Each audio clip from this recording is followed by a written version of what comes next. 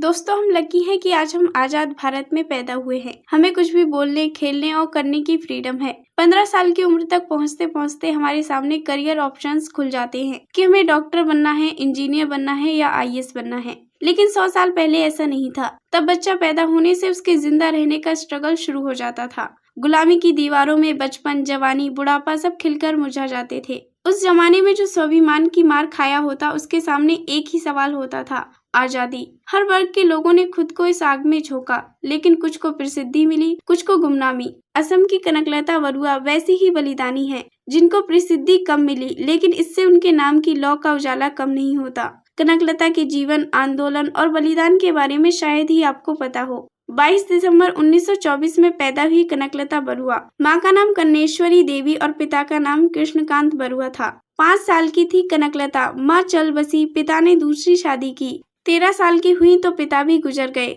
कुछ ही दिनों बाद सौतेली माँ भी चल बसी। 13 साल की उम्र से ही उनकी नानी ने उनको संभाला। जब वो 7 साल की थी तो मई 1931 में पास के गांव गमेरी में क्रांतिकारी आए। सभा हुई जिसे स्कूल के बच्चों ने ही ऑर्गेनाइज किया था। वहां से उनके बालपन में क्रांति का अंकुर फूट गया। 8 अगस्त 1942 को मुंबई में कांग्रेस का अधिवेशन हुआ। वहां अंग्रेजों भारत छोड़ो आंदोलन का प्रस्ताव पारित हुआ। इस आंदोलन में अपनी क्रांति के सपने को साकार करने कनकलता भी आ गईं। कनकलता पूरे मन से आंदोलन में जुटी थी। कनकलता के घर से 82 मील दूर ग्रहपुर थाने पर तिरंगा फहराना था। वहां रास्ते में कनकलता दोनों हाथों में तिरंगा लेकर चल रही थी। नेताओं ने सोचा कहीं लड़की डरकर लौट ना जाए। उनकी कानाफूसी से कनकलता सब समझ गई और उनको भरोसा दिलाया कि डरो मत, हम भागने नहीं, क्रांति की आग में खुद को झोंकने आए हैं। वहाँ का थानेदार पीएम सोम था। वो भीड़ के आगे आ गया, कहने लगा कि आगे मत बढ़ो, गोली चल जाएगी। कनकलता ने उससे कहा, हम आपसे लड़ने नहीं, सिर्फ झंडा फहराने आए हैं।